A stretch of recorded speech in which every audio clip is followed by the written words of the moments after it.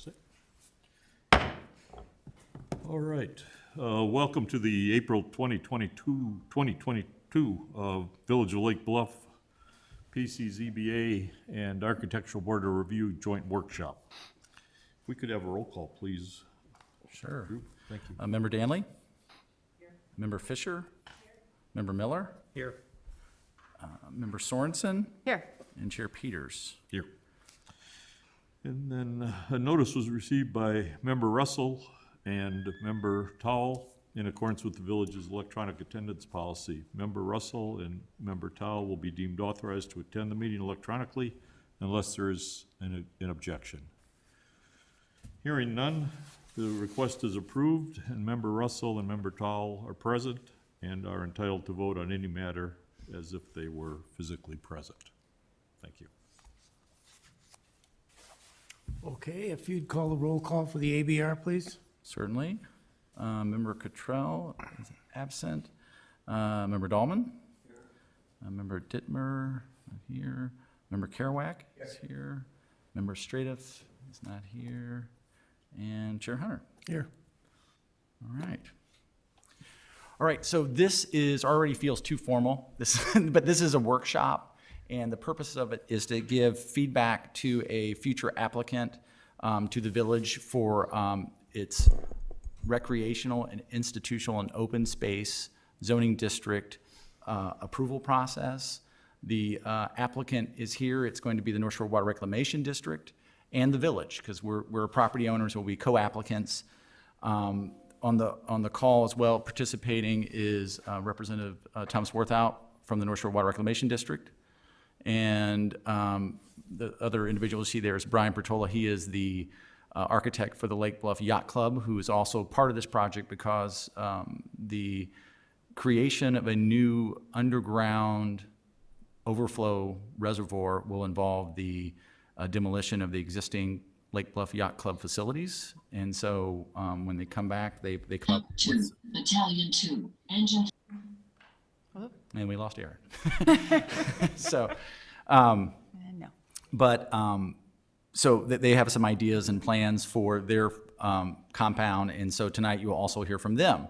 And so we'll start off with the North Shore Water Reclamation District, and I know that Dave Miller, the executive director, is here to give some opening remarks and give you an overview of the project and talk about their facilities, and then they'll go through a presentation, introduce their consultant, and walk through their plans. And again, this is informal, so if you have questions, they're working through it, please ask them. The goal for tonight is to give them feedback on these projects early. The village has had great success when we've had applicants come through very early like this, and they get feedback from the Architectural Board of Review and the PCZBA, and that way everybody has the most efficient run through our process, and also allows the public to be involved earlier in the project as well. So that's always worked out very well. So with that, I'll turn it over to Dave. And Dave, and for everybody who's speaking tonight, one more little administrative housekeeping. Please use the microphone. So those of you at the table, members of the ABR, PCZBA staff, or the audience, if there's questions, we have microphones that we would pass around. It's not for amplification in this space, but for our production for cable and for our recording that we place on our website. So please keep that in mind and do your best to stay in touch with that. Thank you. Yeah, thanks. Appreciate you all accommodating the district. I'm Dave Miller. I'm the executive director, joined by Steve Waters, our engineering director, and our consultants, Nick and Kristen from Tesca. And I guess before I say anything, I want to turn it over to our CFR trustee, Tom Swarthout. He's your local trustee of the North Shore Water Reclamation District. He's been very involved in this project from day one, and I know he wanted to be here so badly he zoomed in for this meeting. So, Tom, I don't know if you have anything you want to start off with. Well, thanks, Dave. I don't know if you can hear me. If you can, great. I see the thumbs up. I'd be there in person, but I'm fortunate enough to have our fourth grandchild 3 weeks ago in Boston. So I'm in their basement, not enjoying a party and not enjoying the lasagna and the great wine that's upstairs. But this is pretty important too. I do want to thank Drew and all those who've been involved over this last few months. What we're about to present, we think is pretty exciting, even though they're two very sad-looking buildings. We think we're going to present something I think that can be an asset to what is already a really unique piece of property in the village. And when I first joined the district about 10 years ago and visited the location, it was sad to say the least. It's a very functional building, but when it was constructed, there wasn't really, I think, an emphasis on the aesthetics.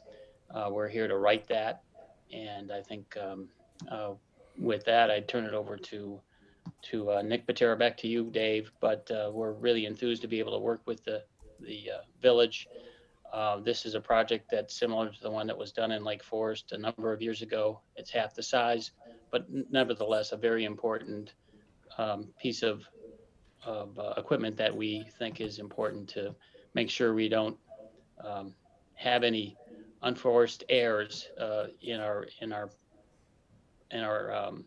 process. So with that, Dave, I know this is going to be a back and forth. I've been involved in city government for a lot of years, and I think this is really a great vehicle in trying to bring in all the stakeholders.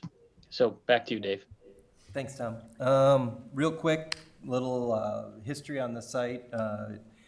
Records show going back to the early 1920s, there was a sewage treatment plant at that location. In the 60s, people decided maybe that wasn't the best idea to discharge raw sewage or partially treated sewage into the lake.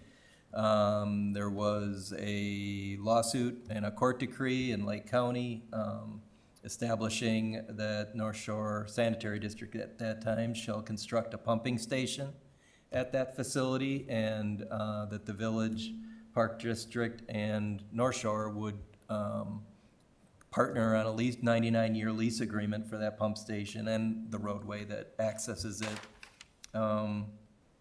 2005, now project history-wise, 2005, the US EPA issued an administrative order to North Shore.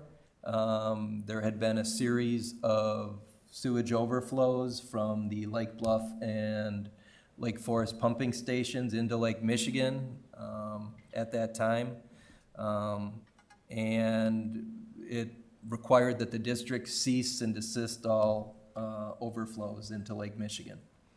The district looked at options to do that, and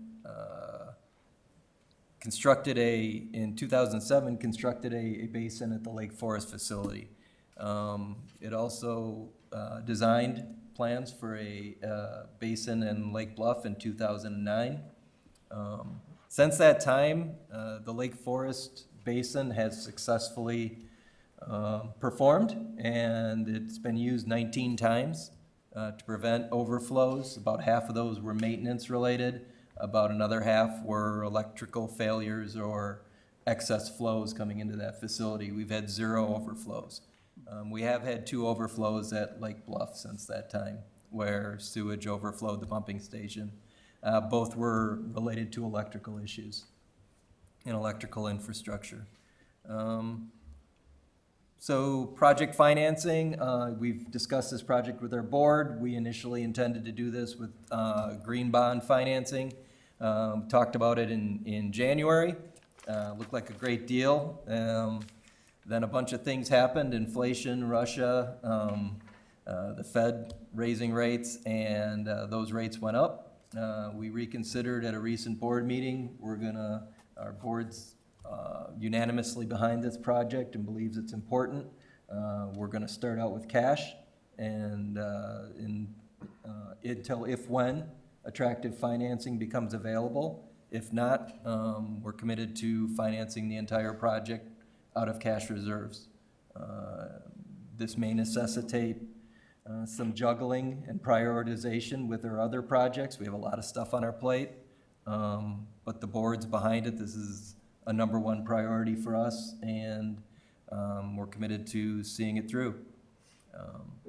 Financially, we have the capacity to do that. The district's done a lot over the years to be able to fund this. Our staffing, we've reduced in half from about 200 employees to less than 100 today. Our pensions, 110% funded. We have very little debt. We have $390 million worth of debt authority in the state of Illinois. We currently have 7 million outstanding, and we've got another 10 million committed on other projects. So we have the capacity, we have the alignment of the board. We believe it's a very important project. Keeping raw sewage out of Lake Michigan was really important back in the late 60s, and that's when a project was instituted to convert that treatment plant into a pumping station to divert those flows. We think it's still important today. Lake Michigan is a critical piece of our community, and jobs, drinking water supply, food, recreation, all of those things are important. So to us, this is a very important project, and we hope you all agree with us, and we hope you like the concepts that Nick and Kristen are going to be presenting. So if there's any questions for me, or else I'll be happy to turn it over to the folks that draw the pretty pictures. Okay, thanks.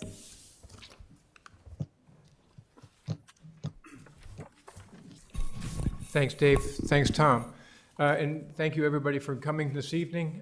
We're together here to try and integrate a number of different elements. You have a functional element that Dave had just talked about with the treatment facility, but we also have the merging of a precious asset with the recreational asset, the beach, Sunrise Beach, the lake. It's somebody's favorite place to go, and we're trying to say, how can we make all these things work together?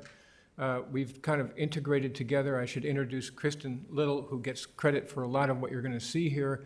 She's with our office, Tesca Associates, and we're under contract with North Shore Water Reclamation as our contractual relationship, but we're also then receptive to the Village Park District and the Lake Bluff Yacht Club. It's important that we try and kind of knit all these things together. There's existing conditions, there's functional aspects of getting vehicles down for maintenance, for boat operations, for simple things like trash and pickup that we have to integrate in, but can we end up with something here that brings a degree of enjoyment, a degree of pride? We can look up and down the North Shore and say, hey, what did Winnetka do? What did Highland Park do? What did Lake Forest do? And then we can say, what's going on here? And what Kristen put together on this aerial is kind of an existing conditions. Just for a quick overview, what you're looking at is the ramp for those who, I'm sure everybody in here has been down to the beach. But the stone revetment had gone in just a season ago. But the building on the right, just to get orientation, that's the pump house. That's the bigger of all the buildings. Yep. What am I doing? Okay. Oh. For the red, use the red button for if you're going to do any pointer. The bottom? No, there's a red line at the top. Yeah, I got it. Okay. Thanks, Drew. Pump house. This is a generator that's enclosed by a very attractive chain link fence with barbed wire on top of it. But that's a power generator in case there's power outage, the pump house can still work. There's a vacant vending area that's on the east side of the building. That will come into play as we get further into this discussion. This is the odor control building, the smaller of the two big buildings. The Yacht Club occupies this area here. This will become the location of approximately a 100 by 100 square. That's a subterranean chamber. This is like an underground receiving chamber. The pavilion, everything in the pavilion is staying just like it is. So that these elements are all staying here. Obviously, the parking lot, the circulation in the road, the access to the beach are all staying put. Drew, can you scroll down just a sec? There's a couple more pictures on that same page.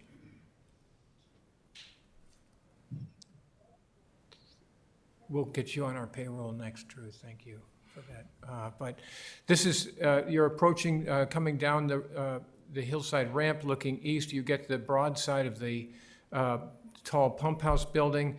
I'll quickly go through these, but then this is looking due south toward the boating beach and the yacht club, the stone revetment on the left-hand side. Pay attention, there's some trees down here, we're gonna talk about that in a minute. Then the east, or the north side of the taller pump house building is here. And then finally, the two other pictures on the bottom, this is the side that faces the lake, that's the east side. The upper doors provide occasional access into the pump house building. This is that little vending area that we'll talk about that's gonna, in essence, go away. The chain link fence, that's gonna go away, but the generator is gonna stay where it is. The odor control building, again, these look like distant cousins because they are similar in color, but this is a brick masonry building, the pump house. This is a stucco building. So you'll see a little bit of the flavor of architecture starting to come up. You get the idea. Handsome trash enclosure or dumpster here will end up finding a new home. So Drew, if you'd scoot through to the next one.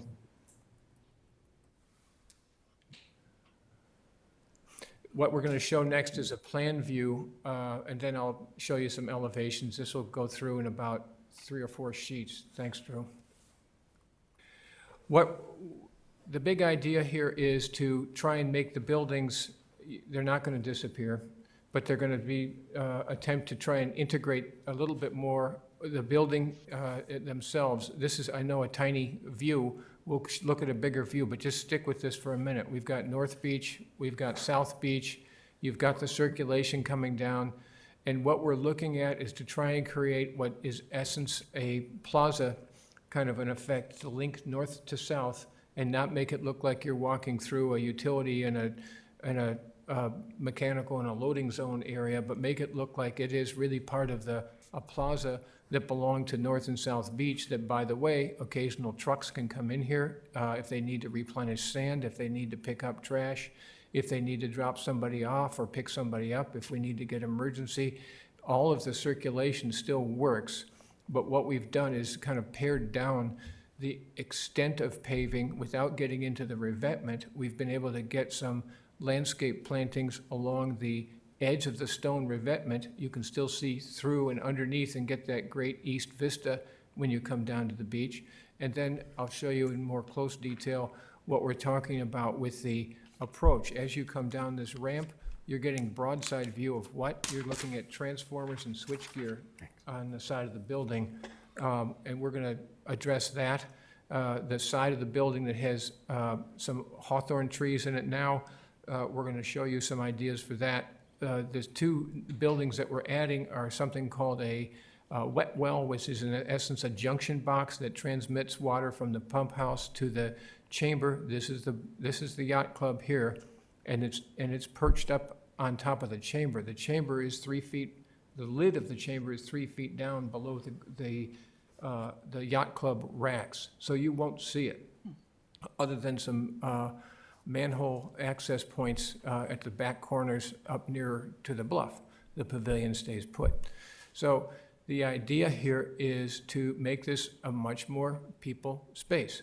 If you could try and move down, we can come back to any one of these, but I'll try and get through this and give you a better overview. Thanks, Drew. So kind of the guts of what we're talking about is the plaza area that allows vehicles is a broom finish pattern with exposed aggregate. So it's still very utilitarian. We're not trying to make it look like pavers. We're not trying to make it look like downtown streetscape here, but this is still functional, but it has scale, it has personality to it. The idea of getting plantings along the buildings and plantings along the buildings, we're careful not to do something here that's going to have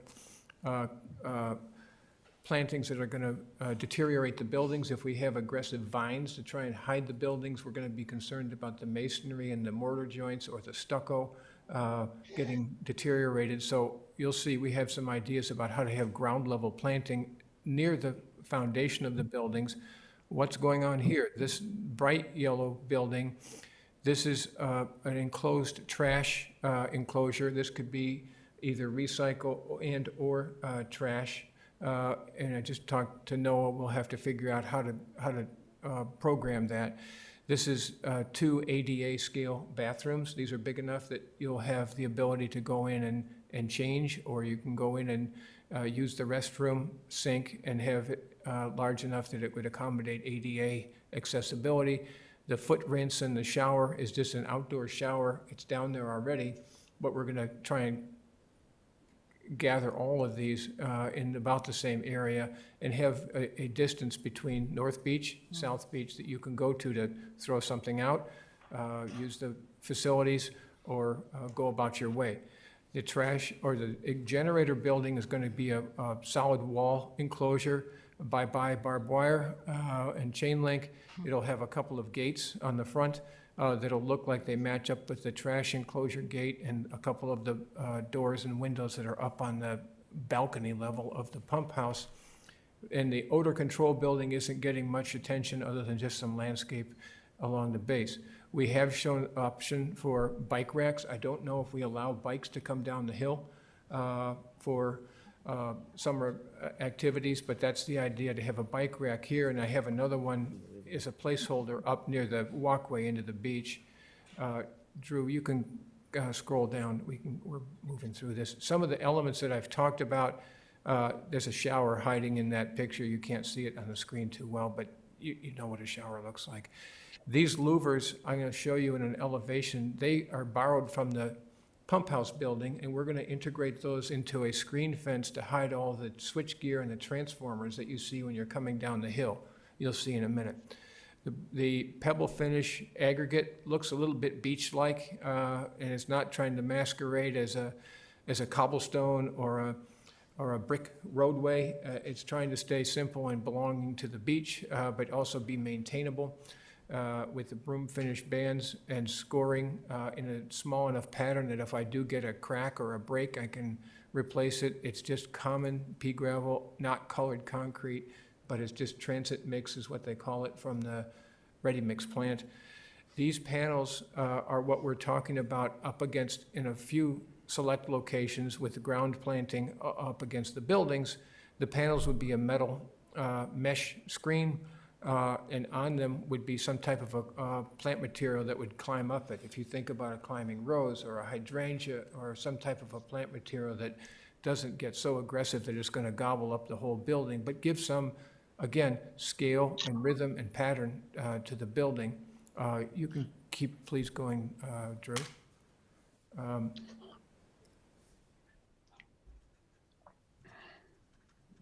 This is an idea of how the approach to the existing pump house looks. You're seeing some small hawthorn trees. You know, it's not asking for a lot of attention, but we have a kind of a neat idea. You have a real sequence happening, walking through and down the ramp, through the woods, in essence, coming down. And what are you greeted by? You know, a kind of a working class building and all of the mechanical and electrical gear on the back side. Come down a bit, please, Drew. So this is kind of before, and then the idea of after. Can we do something here that's kind of fun? And I'm not trying to steal Mark McMahon's poster. You guys all know Mark's work, but something that would be unique to Lake Bluff, something that could be applied on panels on the side of the building, and it would be of the place. So when you come down this ramp, you're not looking at all the transformers. Arborvitae, the louver panels on the fence that you saw a minute ago are kind of borrowed from the building. So you can see we're trying to integrate some of the, call it the commonality of building to fencing. So you're, again, not asking for attention here. You're trying to, in essence, screen something. Maybe a coat of paint on some of these would help it quiet down. And the idea with this mural would be that if there's a way that we can get an art expression that could also involve participation by the community, whether it's school kids, residents, this is something that's been done.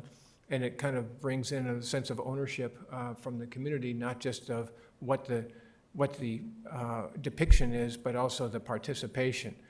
You can start to see the plantings along the revetment, some tall, narrow trees that don't block passage of heavy vehicles. We'll get, crane trucks and some, pretty large and sand deliveries down here. So I can't say we're going to have great big broad canopy trees. These are going to have to be something like the other trees that you see along the lakefront, and trying not to do something that's formalistic. This isn't trying to be an alley in France. This is trying to be something that belongs to the lakefront and its dune type vegetation, grasses and plantings that would be in this to link south or north to south. I think, Drew, there's one more page to go. 3, 4, yeah.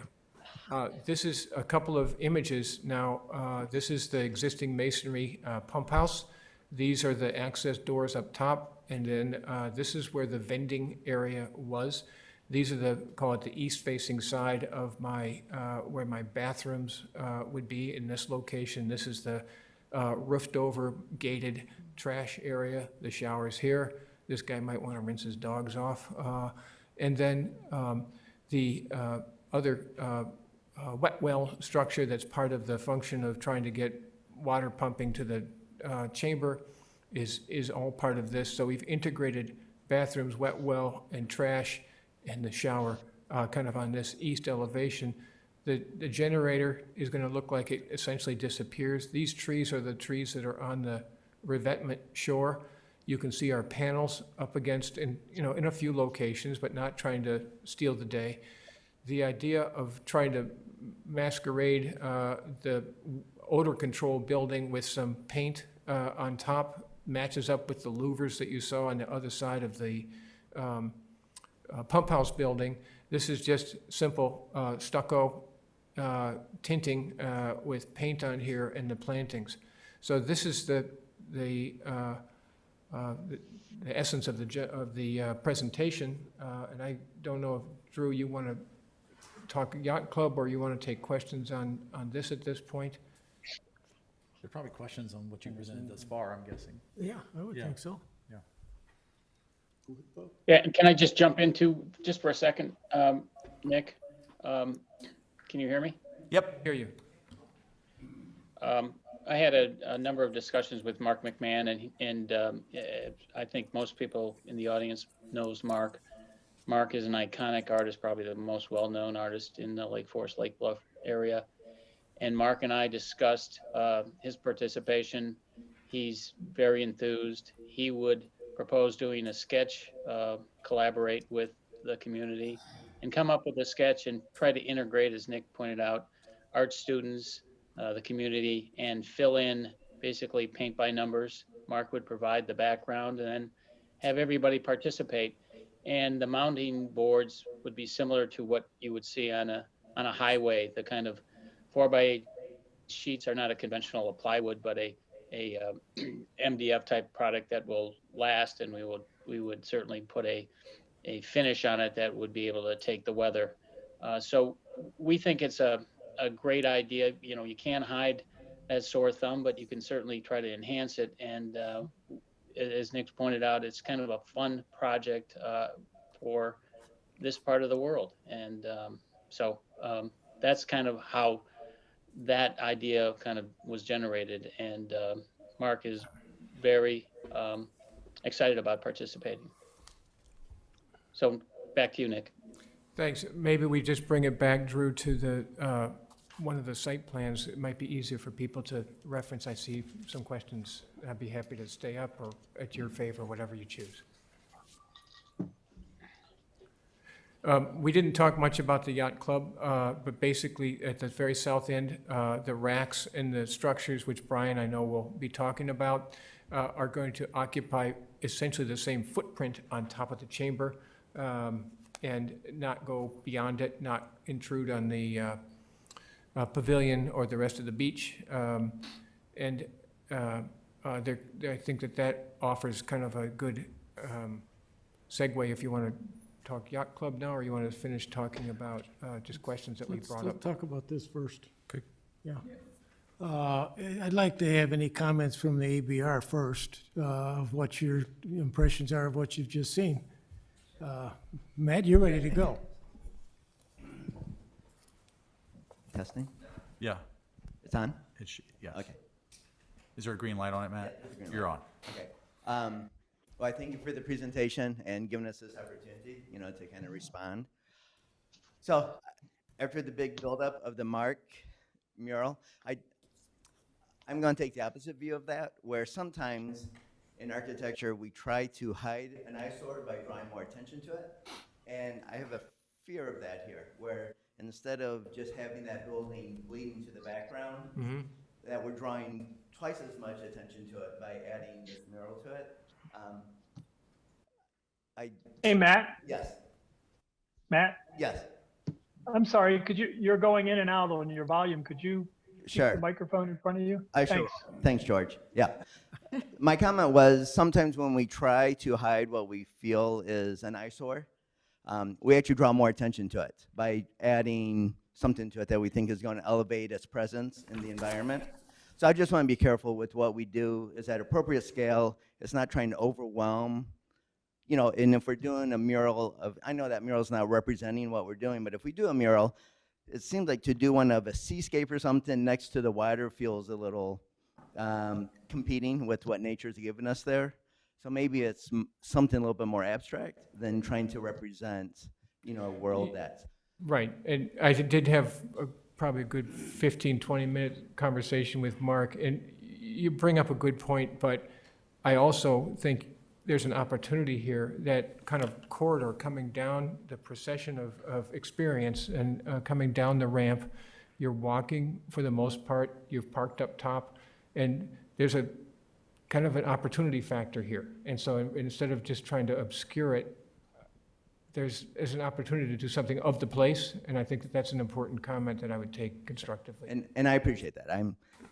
There's a fear sometimes, in my world of trying to do too much with something to elevate it, and we're actually creating something that's maybe, the building is a nice utilitarian building. I know it's not the best one in Lake Bluff, but there are elements of it that can be accentuated. You've done that with the order building, a little bit, but so I'm just throwing that out there for a point of discussion.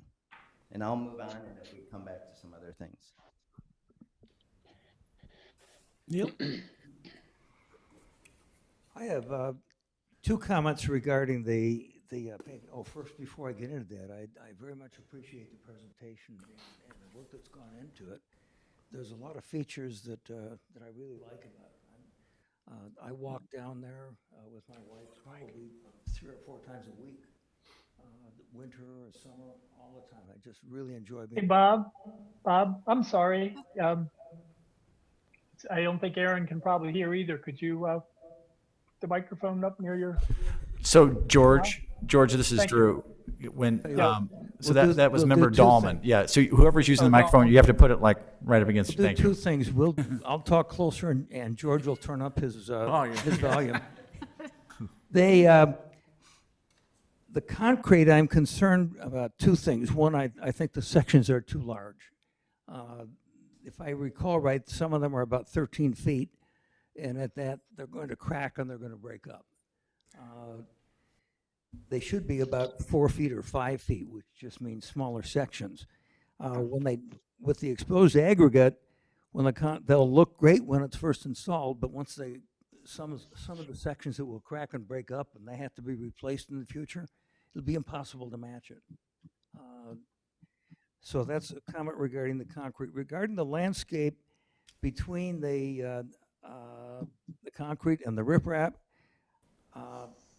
people love to climb on the rocks. We don't necessarily want them doing it, but it's almost impossible to stop them. And I think that a lot of the landscaping will get damaged because of that. And I think the view is so wonderful that I'm not sure why we're putting trees and landscaping in front of it. I like trees and landscaping, but I'm not sure that we're getting excessive in that area. So, but overall, I like everything that you're approaching. Very good. Thank you.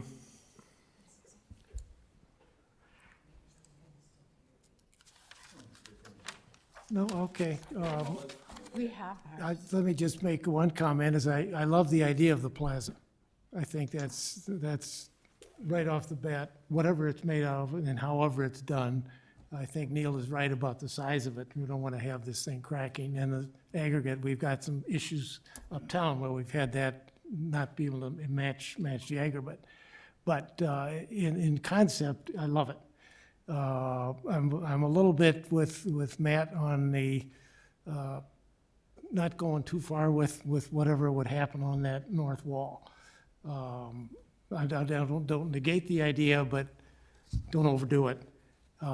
Mark has done some great stuff around town, and he doesn't need to be told what to do. Anyway, that's, any other comments from the public, or, yes, somebody?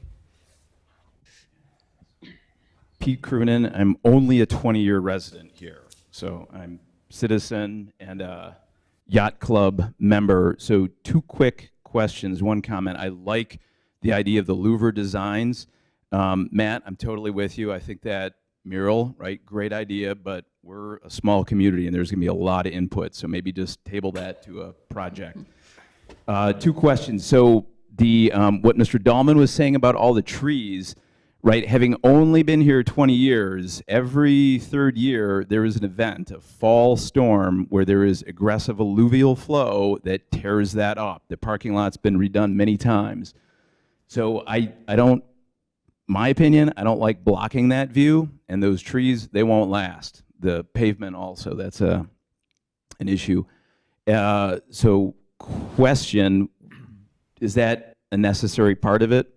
The second question is regarding the public bathrooms, which would be a great improvement over the porta potties, but is that a park district responsibility? Does that get on a list then where, you know, lifeguards get the keys? Where does that responsibility lie? I love the idea. I'm just curious if that's been thought out. All right, you don't have to answer now. So I have 2 other questions, but I will defer until our Commodore has made his comments later. It's more regarding financing and payment and making the Yacht Club whole. But so far it looks nice. Looks like you've put a lot of thought in the presentation. Thank you. Thank you.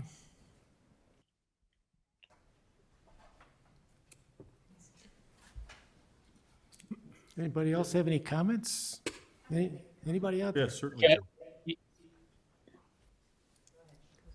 I can respond to things if you like. Let's go through the questions first, if that's all right. 'cause Sure, it'd be yeah, like that's me fine. address most Jill, things. you got something? I'm just going to make a quick comment. I hope George can hear me. I'm actually so excited to be here. I mean, I can't tell you how many years walking down that road and looking at that building and getting, you know, sadder and tighter by the day, years, long years. My comment really is similar about the mural. You know, what do we do? I guess I'm more about, what about the color? You know, when we think about that beige, you know, color, paint's not that expensive. You know, think about that building on 176. There's a black building that, what's that quick sandwich place and the poke bowl place. You know, that building it just upgraded it. So I think there's something to be said about changing the color and going darker, and everything looks finer, darker. And it's just something to consider. I think the mural would be offset really nicely.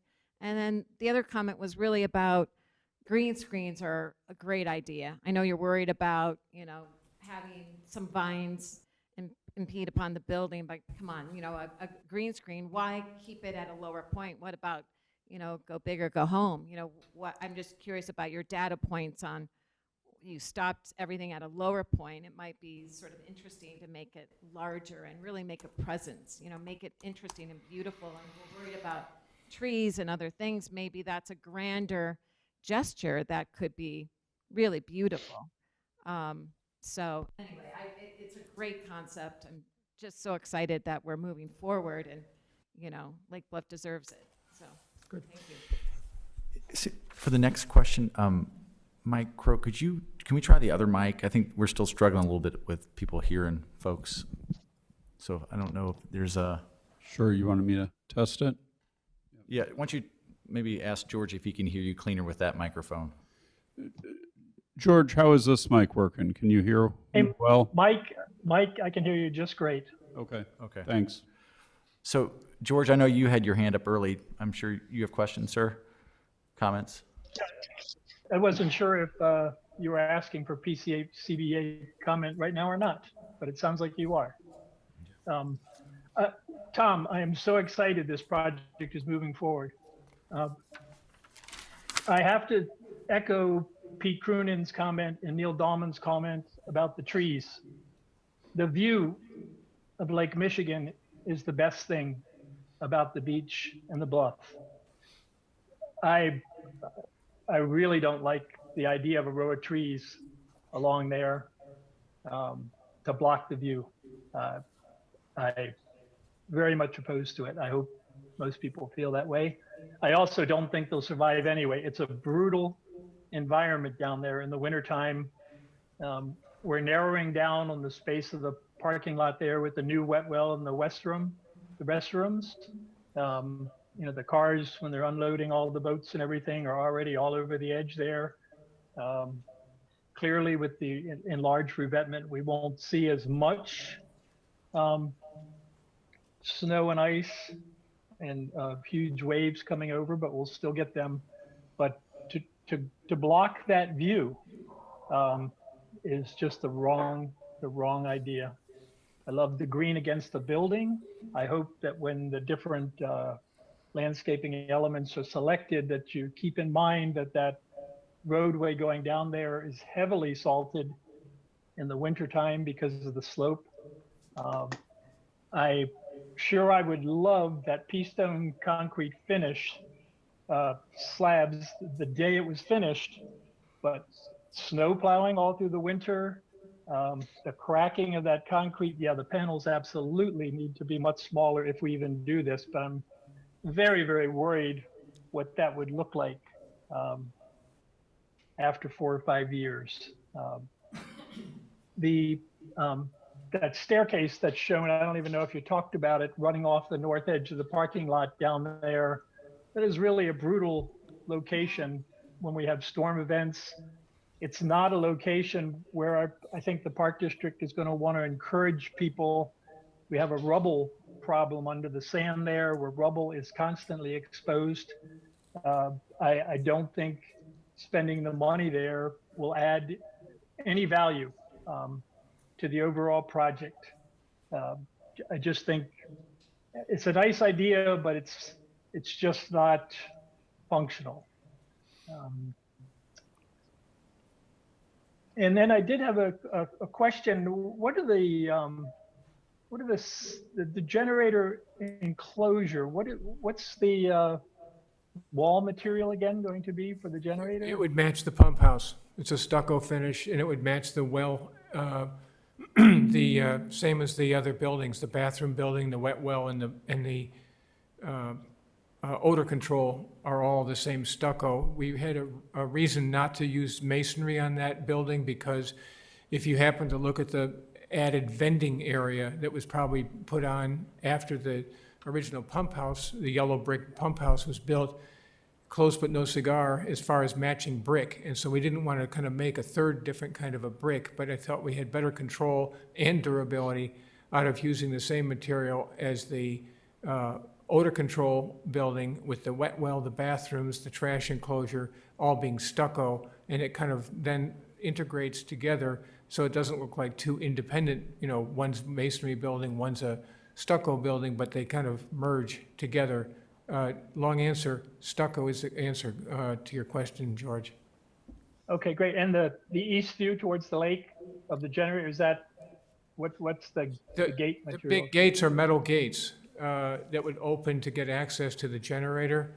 And those would match up with the gates that are at the trash enclosure and have kind of a similar appearance to the, call it gray tone color of the louvers.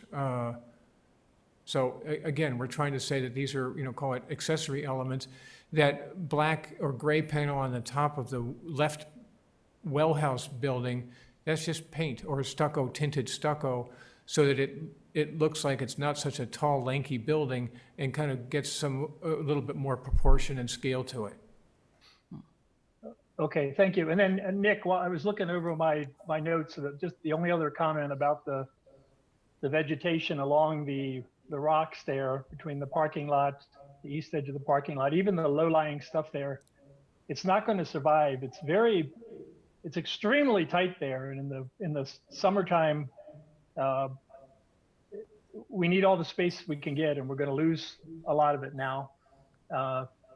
And certainly, once again, nothing tall.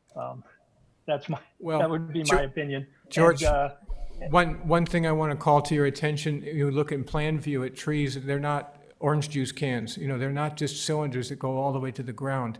But to try and get, again, the impression of human scale down here is important. And I don't disagree in one bit about what's the show. The show is the horizon. It's constantly changing. And the cloud show, the water show, the sun, everything about the lake is just a mind blower. It's fantastic. I don't want to block it, but go take a look. Are there trees down there now? Do these have to be trees that are always there forever for 100 years? They'll probably have things that happen with ice and storms and wind, but look at some of the trees that are down there now. They're survivors, and I'm not trying to do something here that's a cherry blossom festival with delicate trees. These are tough hombres that are going to come in here and give some presence and scale to the human factor and not make it look so utilitarian. So that's the reason that you're strong about it and I'm strong about it, saying we need to do something down here to make this plaza feel like it has some personality and some presence to it. And, you know, if a tree gets whacked out by a fall storm, if it gets a branch knocked down, so be it. But the idea is it's supposed to be a dunescape type landscape along here. okay, I know there's a lot of people that want to talk, but Nick, I'm talking about the trees now along the outside edge, blocking the view of the lake. I don't care if they're survivors or not. My vote would be is that we don't want them there. Up against the building, fine. But we don't want any trees, in my opinion. Well, I hear your opinion.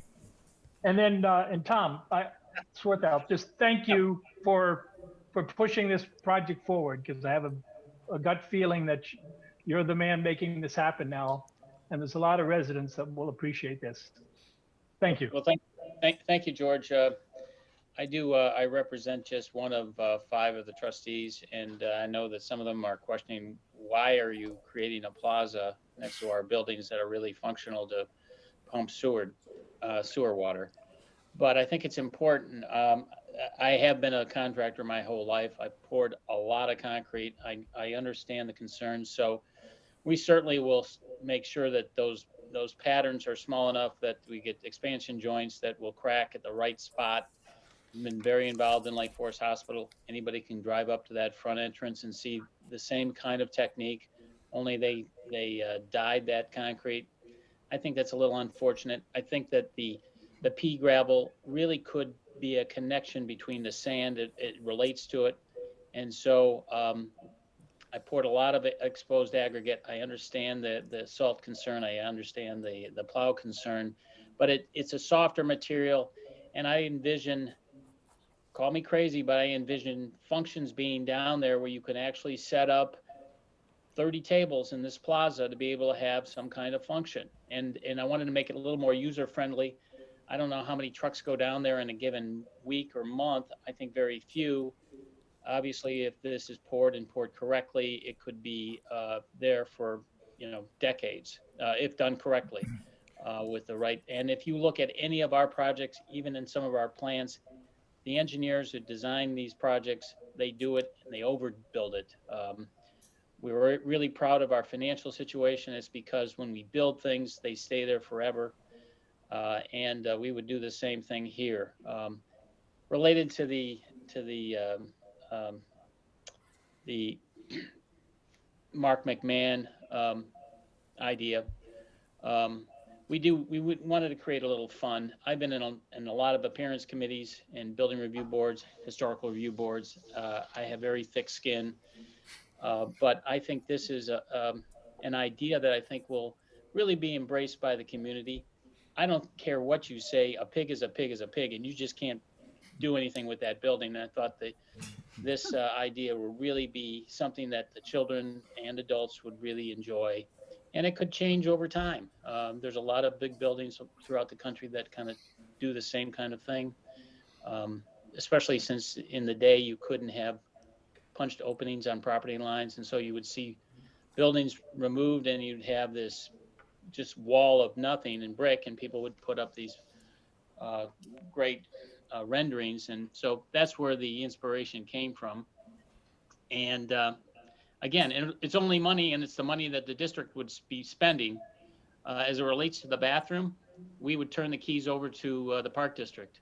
We would assume that they would maintain them on a daily, monthly, yearly basis. I don't think it would be the obligation of the district to change the toilet paper or mop the floors. So this is another, I think, benefit for the community that I'm sure my other trustees are wondering why we're doing it, but it's something that I think that we're obligated. I also want to remind those in the audience, Lake Forest did this, and it's underneath a parking lot. It's a very functional use, but it's under a parking lot, and we don't have that ability here. It's seamless, and it was a very big project. It took that part of the lakefront out of circulation or out of use for a good 2 years. So Drew knows our objective is to start this fall. So we only take this part of the beach out of circulation for one summer. And it was a huge disappointment a month ago when we went to the bond market and really got sticker shock. We were anticipating funding this with money that was under 2%, and that's not going to happen anytime soon.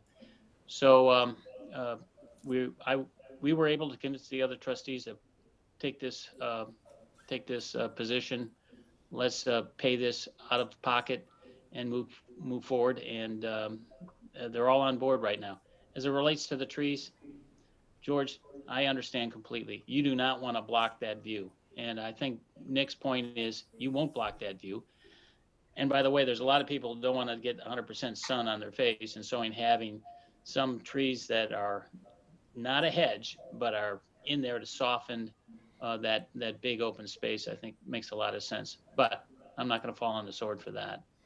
With that, I've talked too much. Back to you, Nick. I can respond, or unless there are other members who want to make comments. Yeah, Member Surd. I do. Thank you very much for all that you've done. And thank you, Tom, and I appreciate the comments so far. Pete, I'm going to echo you and a few other folks here in talking about the trees up against the beach. They're just not going to make it. You know, I walk down there as well all through the year, and it's a brutal space. I'm also worried about the concrete and however you choose to do that. I will trust you on your choices, but it is just a brutal environmental space. I would suggest, because we've been working on this with the ravines, and this is part of me having been seated on the SEC committee, but native plants will be a much better choice than anything else. No cherry blossoms, huh? No cherry blossoms. I'm with you 100%. There are some wonderful climbing native plants that should be able to handle that, including like fall blooming clematis, and you know, it'll soften it, but and it'll look very natural, which I think is the vibe of our beach and the thing that Lake Bluffers really appreciate about our beach. And then, so those are little sort of side aesthetics in a way. My larger question is, what is the long-term life expectancy for this related to the environmental erosion as well as the ravine stability? Great question. I don't have an instant answer for that one. Okay. I mean, nature will prevail. And I think Well- what Tom had said was, we do our best to build this in an industrial kind of manner, Yeah. but make it so it has a personality and a human scale to it. So you have to kind of blend both. And we spent a lot of time talking about paving and the durability of it. And you know, you don't have a lot of choices here. You go look at other beaches, Rosewood and Highland Park, put in permeable pavers. There's a cost to it, and they've had to redo them. They've got erosion down there. So, you know, I don't have a patented answer to say this will never move. Mother Nature and Lake Michigan have a mind of their own, and I absolutely know it. You look at Winnetka, you look at Glencoe, Highland Park, you know, all the way up and down, and it's different from year to year. It's different from decade to decade, and we do our best to try and stabilize it and do something here that is the right thing and not overplaying it. I think there's some of the comments that have come out of this is saying, keep it calm, keep it durable, but a balance between that and saying that it's something that's going to be pleasant and rewarding and of the place. I think that's kind of key, is that we're not trying to replicate a lake forest. We're not trying to replicate a Highland Park or a, you know, Glencoe or Wilmette. This is Sunrise, and it needs to be that. Native plants absolutely have a place here. The paving absolutely can be worked out. We've done washed aggregate concrete paving at the hospitals up and down Highland Park, Evanston, Glenbrook, Skokie. And do they salt them like crazy? Yes, every day, because these trip and fall concerns, and it's solid as can be. So I think we can do parts of this, but I'm not being defensive. I want to hear more comments, so thank you. Thank you. I just have a couple of comments that I've thought of since I've listened to this. And one of the things that occurs to me is very often when you're beginning to program a project, you find yourself going to where you're coming from. And Jill's comment about doing something with the brick is kind of intriguing. I've done that myself. Brick is a porous material, and rather than paint it, you can stain it. And maybe then start to think about this as part of a composition of, there's three elements down there. There's this building, there's the yacht club building, and and not that you want them to look the same, but they have to look like a common place. And so that's where everybody has to work together. And we do need to see the yacht club. Yeah. I'm looking forward to kind of Yeah. seeing next generation. We've seen earlier ones. And just in the same vein as putting something in that's going to have a life expectancy to it, this location does get beat by storms, nature, icebergs, the real deal. And I'm aware of it. So a stain and the durability on a yellow brick building or a stucco building is something that would also be kind of in the same category as how do we make this as durable as possible and practical as possible and make it look good. Member Fisher? Somebody had a question. Yeah.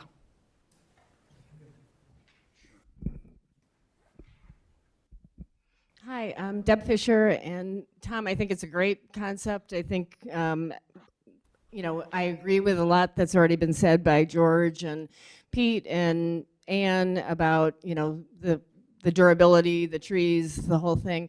The one thing I would just like to add is that I do think we had great success on the 125 anniversary with public artwork. So, and including one that was kind of a paint by number in downtown Lake Bluff. So I think that could be something to play with anyway, you know, and I know Mark McMahon is incredibly creative, so I'd be for something that does get the community excited more than they will already be about this. So thanks for doing this.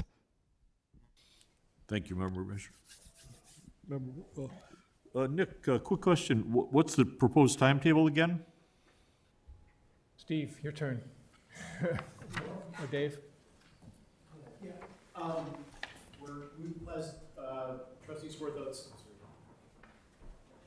As Trustee Swarthout mentioned, we would like to get started this fall, October timeframe. I know the Yacht Club has a regatta mid to late September. We wouldn't want to interrupt with that, but we would want to get started as early as possible after that. The construction duration would be 18 months, which would take us through the summer 2023 beach season.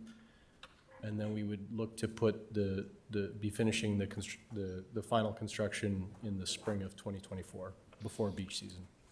Would we, I guess we'd lose the South Beach then for that 18-month period? That's correct, yep.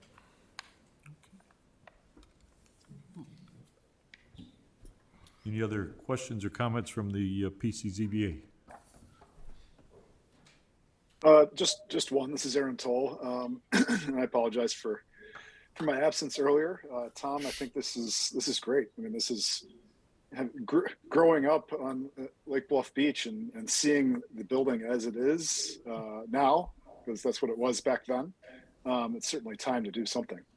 My question may have been addressed while I was absent, but is there a temporary plan for the yacht club during construction? I don't have that answer. We'll come back No, to Nick, that. Yeah, I think we need to come back to that, but I'm related to the head of the Park District in Lake Forest. That's my cousin, and I think we can have a discussion with them. I know that there's some real flexibility to be able to share. We're trying to do that in a number of ways in Lake Forest and Lake Bluff, and Drew probably can weigh in on that, but I think the Yacht Club is aware of this, and I think they have their plans. Okay, thank you. Thank you. Yeah, I know it's something that John's here from the Park District, John Beal, Executive Director. John, I don't know if there's anything other to say that you're working with your other park and rec agencies nearby, looking for places to try to make that happen. If there's a way to do it, we're going to try to find a way to do it, is the short answer. I can kind of briefly summarize what I'm hearing so far, because I wanted to kind of gather up thoughts and before we go to Yacht Club. Devote the next hour to the Yacht Club. I do, but just quickly enough, I think that the heart and soul of what we're doing here is to integrate the buildings. The idea of making a plaza link connection between north and south is a missing piece right now that we can really benefit from, and it'll make a heck of a difference here. Whether or not there's survivor trees or trees that are volunteer trees, I don't know how the trees that are down there now have gotten there. But as Tom said, I would surrender on the trees. If you think that they're solid cylinders, they're not. You can see underneath them. But I think that the idea of having almost like a dunescape that links north to south with that little planting strip, even though it's going to get bombed by snow and ice and everything else, I think that that's worth sticking around on the plan for now. The plantings around the building, without all the pieces, are going to kind of look like little drips in the bucket. They're not going to look like they have any continuity to them. So I think that that's why I'm asking that the strip along the revetment, if it's dune grass and it's there, maybe that prohibits then people. It kind of gives a signal. Hey, you're not supposed to go out here and climb on these rocks. So that's kind of my takeaway. We'll be happy to hear more, and I'm looking forward to seeing how Yacht Club is doing. And I think that used to be accomplished with a physical barrier. There was a small guardrail that was along that frontage prior to the improvement of that revetment, right? The idea of stay out of that area, correct? Yes. Yes. Hit me again with that. So along this. Yeah, and there used to be a guardrail. Oh, yeah. Yeah. So this is a green version of that, so to speak. Thank you. Right. Yeah. So in defense of the North Shore Water Reclamation District, the meeting we had where we saw the very early concept, we talked about something to break up the sea of concrete or asphalt to, again, go with this idea of creating a courtyard, right? The idea. And then you'll learn a little more with the Yacht Club, not to spoil it. There's reason why we talk about maybe there's reason to add green here because some may go away somewhere else. So just trying to keep that, but knowing that that view plane is critical, right? But so anyway, a lot of trade-offs, like everything else. One last question, which is related. Sorry. So if the trees are installed, who then would be responsible for replacement or maintenance of those trees in the event that a storm does take them down? Park District's not raising their hand, but I'm looking their way. That's a great question. I think we need to kind of circle up and talk about it. I I don't know. We installed additional stone revetments down there to protect our facility. I would add that I think the lake water level is down significantly. And unfortunately, I'm not going to say we wasted our money, but I think it really does impact the view of people when they walk down there and look over the tops of the rocks. I don't know. That's a great question. The bathrooms, I think, is something we're going to contribute, and I would just assume that you have the personnel down there. It would be a gift to the village. It's not being put down there for our maintenance people. So we would assume that just common sense would tell you that the park district would maintain those bathrooms, and if the toilet breaks, I guess we can manage that. But on a day-to-day basis, we would think that the park district would do that. The trees, I don't know. We would maintain certainly the pavement, the mural, so hopefully a mural, and the other parts of the facility. So maybe we would take that obligation, but we probably have to talk about that internally and maybe with the park district. So I don't know. That's the honest Thanks, answer. Tom. Thank you for your honesty. Let me just, talking through, for PCZBA, how does this impact the RIO district? Are we talking about having problems incorporating this into our guidelines? Or is this going to be a given since there's really no changes in any of the architecture or movement of any of the buildings? So there's enough changes to the facilities to require it to go through the RIO process of the approval plan process, which is essentially, there would be a public hearing by the PCZBA. There would be I a understand site, that. yeah. But which parts of this project would require us to approve? I mean, all they're doing is adding bathrooms. Well, they're changing the elements of this structure, and actually the way the RIO is written is that it doesn't take much to trigger a RIO approval. And this facility has never had one, so it would be establishing it based off Whole these. facility isn't it, Rio? Correct. Oh, that's a big deal. So, So but we can tear it down or not give them permission to do this, right? And then we'd all have our garbage in the lakes. Yeah, no. Okay, so it's a trade-off. I yeah, see. so. Okay. And actually, it'd be the first time the RIO process would take place for a facility in the community. So, but the standards were included in the packet to, address it. But you're right, overall, the significance or scope of improvements are largely subterranean, right? Right. So this wouldn't get the buildings wouldn't get grandfathered in. They'd have to be approved anew. Yeah. Interesting. Okay. That was a twist, wasn't it? So if there's no more questions for Nick, there were two comments that were written that I'll read, if that's all right. Certainly. So there was someone participating who jumped off the call, but I'll read them. And they're from Sue Raymore. She said, would like to comment that although this isn't part of the presentation, no pretty facade would cover the odor, which although much better, is still an issue with smelling today. So don't know if you guys were exercising the generator or what took place. The last comment before I have to go, this is the second comment from Sue Raymore. I concur with the native plantings and the relaxed lake/bluff ethic. So that's all the comments from the public, and no one else has their hand raised, so Brian and John. Yeah. Yeah. Thank you. Thanks, Nick. Thank you, Hick.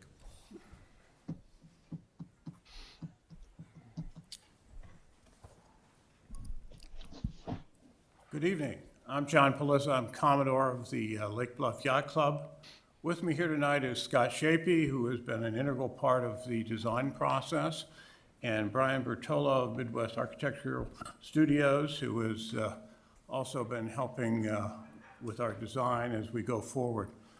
Let me state right off the bat, we do not plan to plant any trees. So get that right out of the way. Let's leave that to the Water Reclamation District. But as Brian starts to get a screen grab for us, I'm going to just give you a little bit of background about the Yacht Club that you may or may not know, but bear with me. The Lake Bluff Yacht Club is a little over 60 years old, and it has about 175 members. And of those 175, roughly, last time I checked, 82% of them were Lake Bluff residents. So we are a community-based yacht club. And I will tell you, because I've spoken at the U.S. Sailing's Leadership Forum on this, that small community-based yacht clubs are an endangered species. Winnetka Yacht Club is out of business. Highland Park struggled for many years. They're doing a little better now. Waukegan Yacht Club is on life support. And we are blessed with a very strong, very active, and very healthy yacht club. Part of it is the fact that we have storage for boats down there, but we are not the New York Yacht Club. We do not have a dining hall. We do not have big keel boats out in the harbor. We sail Sunfish, which is a one-person boat. We have kayaks and we have stand-up paddleboards, and that's it. And that's what the people of our community want, and that's what we serve. And I will also add that our Sunfish fleet is one of the best in the country. So we have some very, very good sailors, including Scott, who regularly beats me so far that I can barely see him on the horizon when I finish. But having said that, I'm going to start off with a view of what we currently... Drew, can I get the permissions to share? You should have it. I only have raised hand. Okay, we're waiting on technical difficulties here. I will readjust again.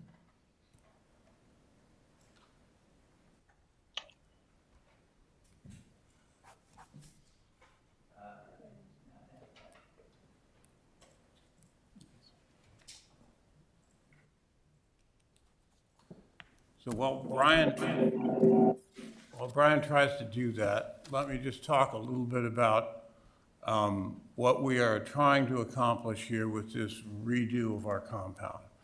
The current compound was built by its members 60 years ago, and it looks it. Part of it was rebuilt after a large storm in the early 1970s. The current compound is made out of wood and surrounded by a fence with barbed wire on top, which will go away. Drew has been very adamant that barbed wire is no longer part of the process. But when we sat down, we formed a large committee to go through with our members and try and figure out what are must-have, what are nice-to-have, what are the essential things for us to continue to build something, borrow a phrase, to build back better, okay? So we want to build a yacht club that is going to be a credit to the community, that people are going to go down there and say, that's kind of neat. It's not going to be overly fancy. We don't have the money to do that. If anybody knows of a sugar daddy out there that wants to donate, a lot of money, we'll be happy to take that into effect. But we are going to build something that is efficient, but that looks good. And I will add that the current bar is rather low. Our compound currently has what I refer to as the Stalag 13 look. Mm-hmm. Okay, it's a bunch of racks surrounded by a fence. Mm-hmm. He's reloading. I'm gonna try again. Okay.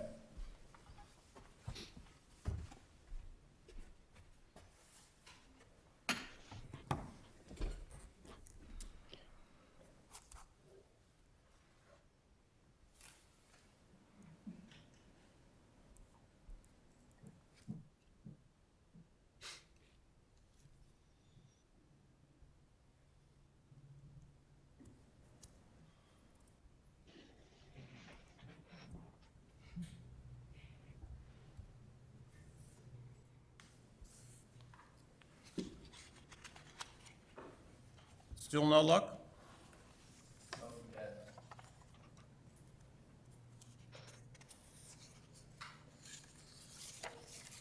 can do show and tell with hard copy. Got it. Here we go. So we're going to start out with, you go down the road and you come down to our compound.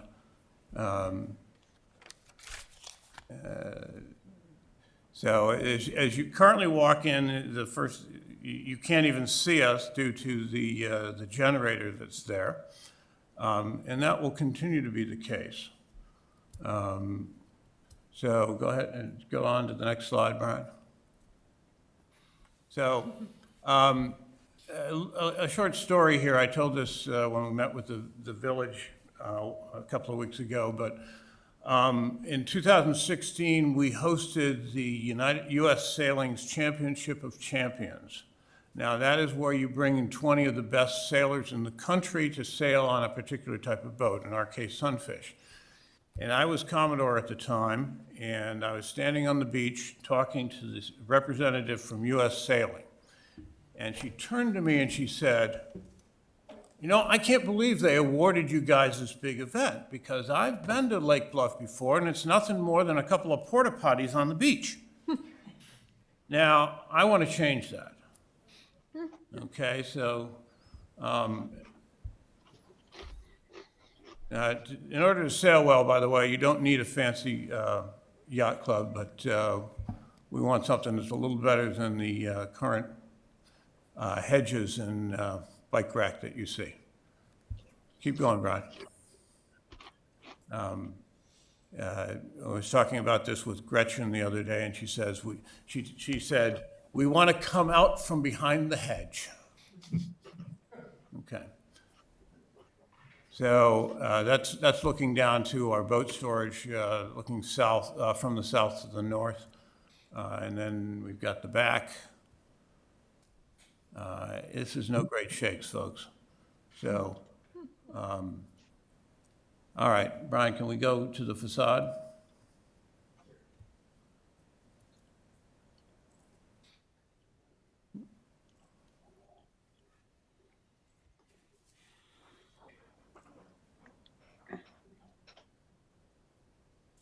There we go. This is what we're shooting for. What we're trying to do here is create something that is a little bit more like a yacht club. It's on the exact same footprint that it currently sits on.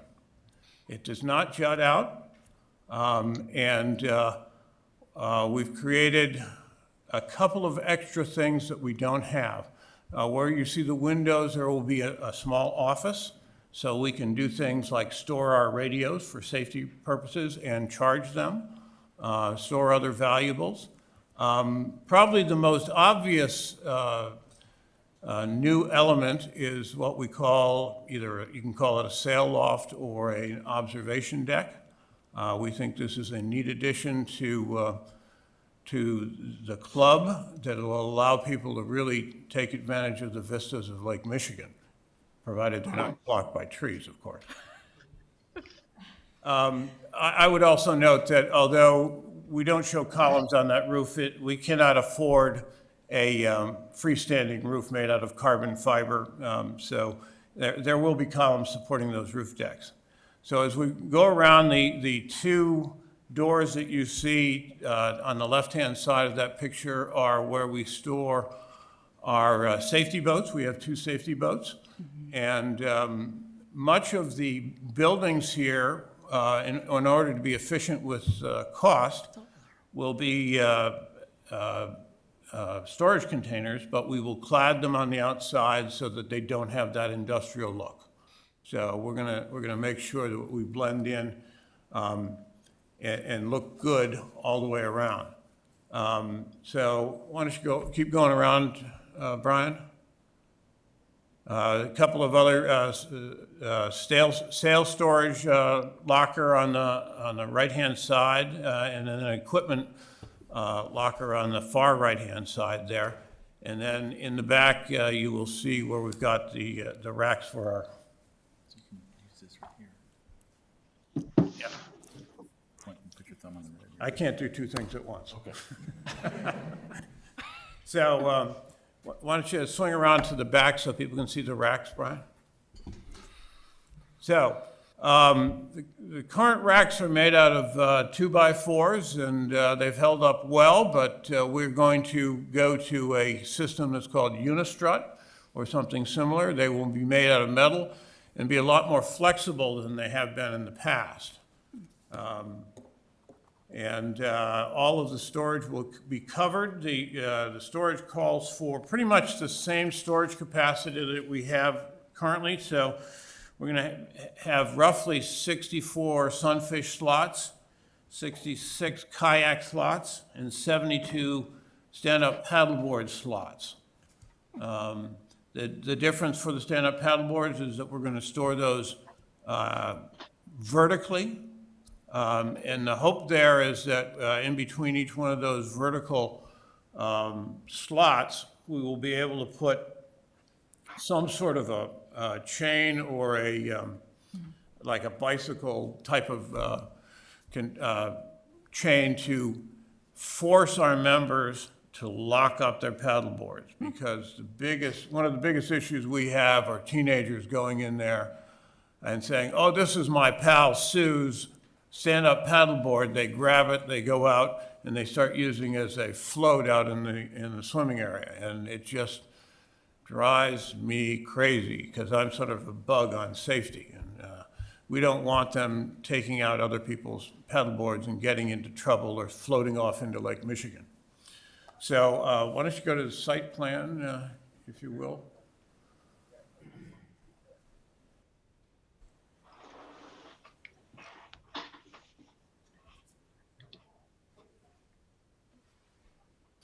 All right, it's a little busy and it's a little hard to see, but if you look closely on the, now let me see if I can do this, Drew.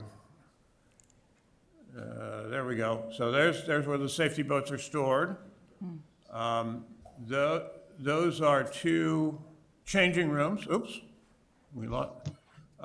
For our members, particularly in the spring and the fall, when we have to get in and out of wetsuits. It's a lot better to be able to go into a changing room than to go behind a rack and hope that nobody sees you. Okay, and then right here, near and dear to my heart, will be a small office that allows us to act more like a real yacht club. And then here you can see there's 3 rows of racks. 1, 2, 3. We are avoiding the manholes that we can't build on. We sit on almost, if you see the red line, that's the current compound footprint. It's canted a little bit, so we've evened it out, but it's almost exactly the same footprint as we had before. So we're not blocking any view of the South Lake as you come down the walkway. So that's what we want to do, folks. And I'm happy to entertain questions about what it is what we're doing, or take donations if you want.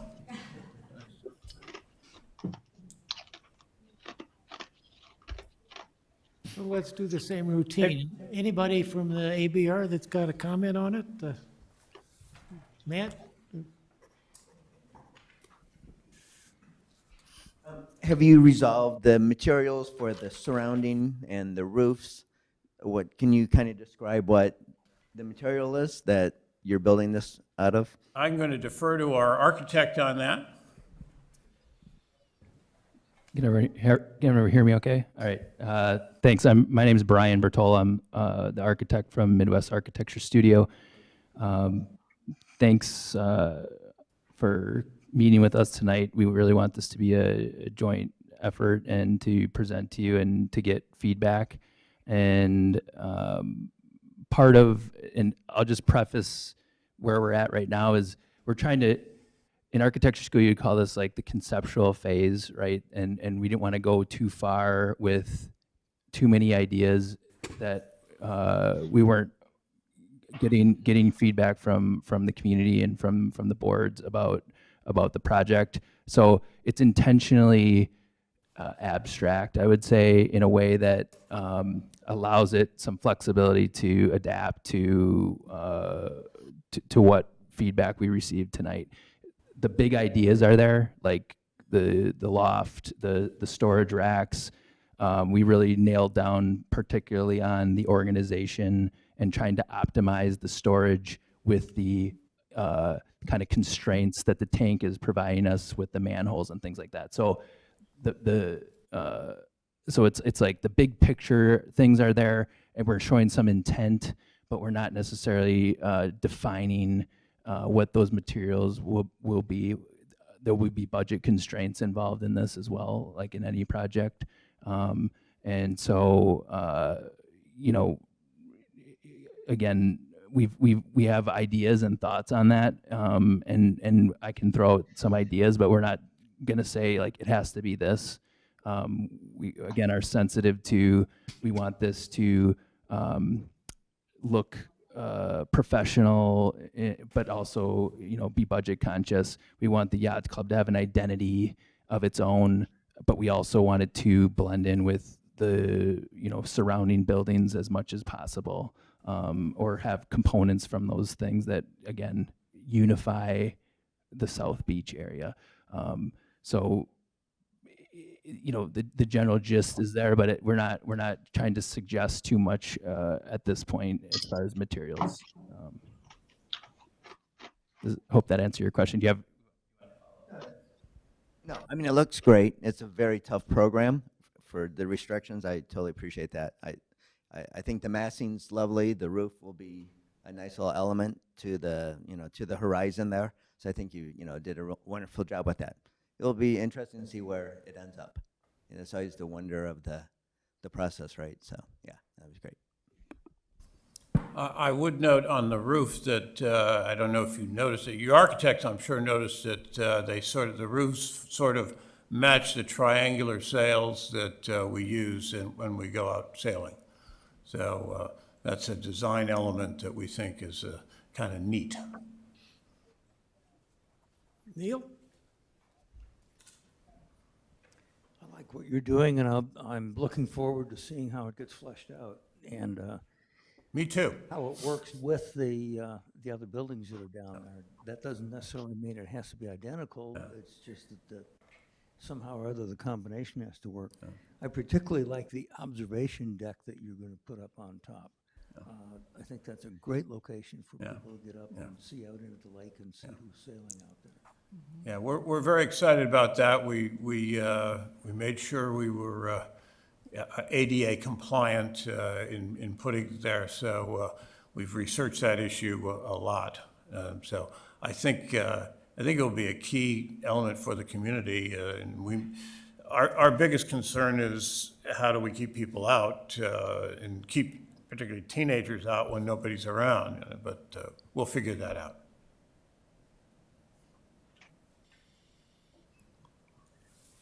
Other questions? May I ask a question of the ABR members and the PCZBA members? I mean, knowing that the Yacht Club has limited budget, the idea of, if there's any guidance or thoughts, what if the southern, I guess, what is that? Yeah, that space there, the lower, I guess what I'll call it the fence portion, not the container areas, but that areas. Today, that is open, right? It's a chain link fence. A chain link fence.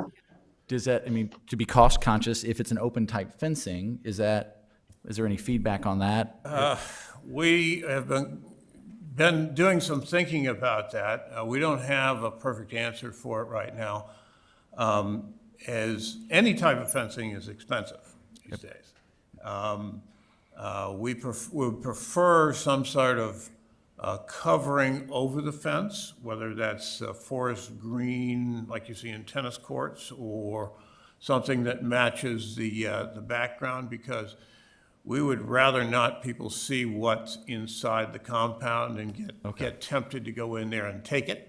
Okay. So the project goal would be to make it opaque as opposed. Yes. Okay. I didn't know if there was an issue, a place where there'd be opportunity to save. I can put more Yacht Club logos on it if you like. It's like, you know, if budget was, you know, it had to be some type of chain link or affordable fencing, you know, you see like at universities or other you know, community projects that have fencing. It's a windscreen material, so it's like kind of opaque but kind of translucent too, and it allows you the opportunity to brand your school or your building or the yacht club, or maybe it's not necessarily words or branding, but it might be like a pattern or something that would make that more of a inviting thing than a cyclone fence.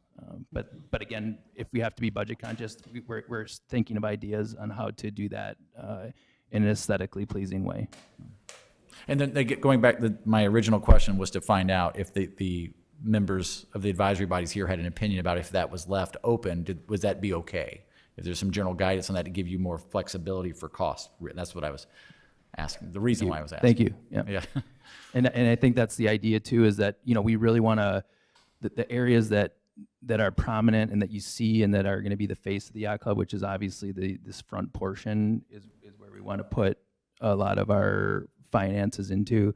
And then the areas that we don't see as much that are more utilitarian, yes, we don't want to cheapen those or make it not uniform with the front. And I guess that's, again, the colors, similarity of the color here conceptually.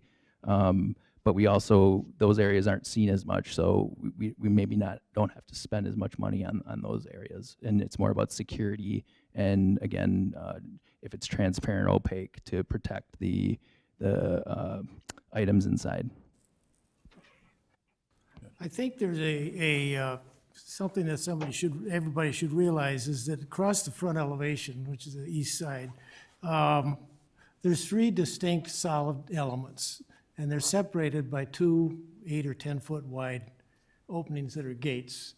So it's not going to read as one big white plane or whatever color it is as you see it. So it's going to have some movement to the building. I'll call it that. So the short pieces are gates to get in and out of the compound. The other pieces are sort of discrete elements that can have their own language, or they can all be the same language. And that's where you start to say, what's the relationship of this building to the one next door?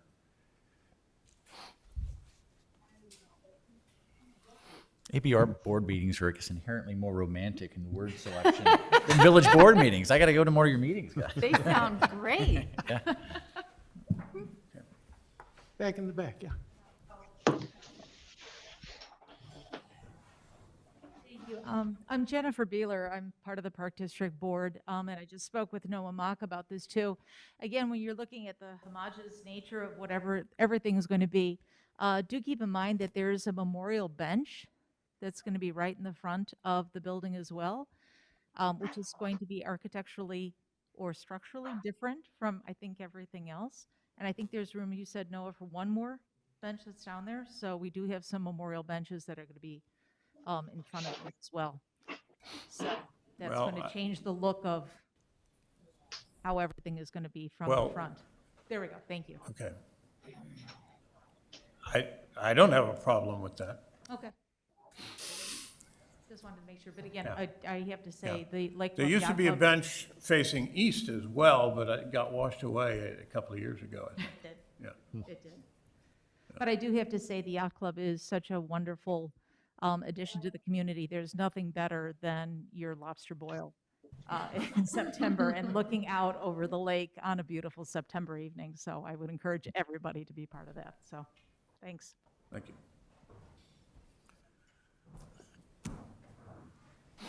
Any questions or comments from the PCZBA? Yeah, I'd like to go first because I'm apologizing. I'm going to have to duck out, Gary. One thing, wow, what a tremendous facility this is going to be, but I'm absolutely shocked that the decision has been made to put that deck along the north side. As Sue Raymore pointed out, the odor problem is much improved, but it still exists. And having been down at that beach 5,000 times, 40 or 50 feet further away makes all the difference in the world.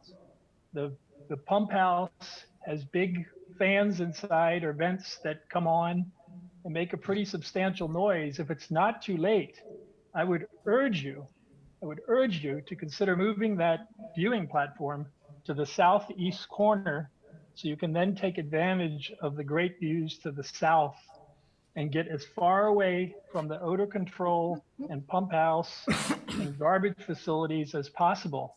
That can be a wonderful space, but no matter how you slice it, the North Shore Water Reclamation District facilities are sewage handling facilities. They create an odor that I don't think is going to be solved. It's much better because there's brand new filter media in there, but it will gradually get worse. And there are days, even with the new filter media, where there's been odor down there. Pete Croonan, you and I think a lot. Listen, convince your members. You'll rue the day if you don't consider moving that observation platform to the south edge. It would be much better for the views. And with that, I'll leave. And Tom, once again, thanks for moving this project forward. Appreciate it. Thanks, George. George, we'll take a look at moving it to the southeast corner. I don't think there's a whole lot of structural reason why we can't. The only issue I would raise would be for this group was putting that higher roof to the south. Do you have any concerns that that would cause any blockage of views?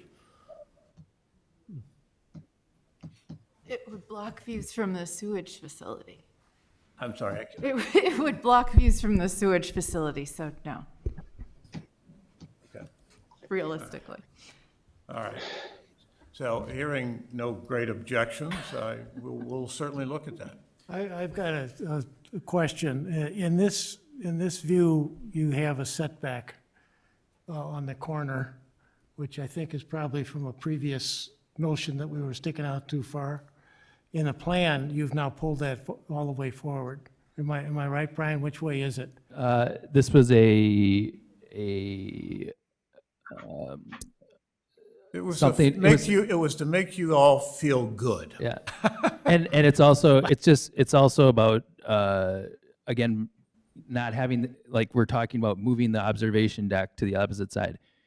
Again, the concepts are there, the big ideas are there, so it allows that observation deck to maybe then, yes, be on that south side, or maybe we erode the corner because the roofs look better to be kind of overlapping and different sizes, and that the front isn't just a big block. So this was a design decision in the model to show something different, Okay. and the plan, it would work better in plan to not do that maybe, but maybe it's more successful and it still functions okay in plan to do it this way. So this was a something that wasn't consistent with the plan, but it was trying to, again, play with the design that maybe it's more successful to do it three-dimensionally this way than it was shown in plan.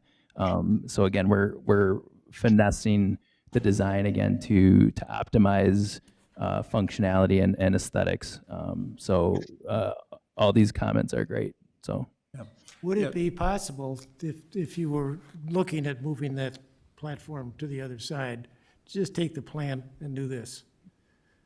And now that would put your emergency boats, these doors would be on this end, which is maybe not where you want them. No, that's not where we want them. And the deck and the roof shape isn't necessarily being driven by the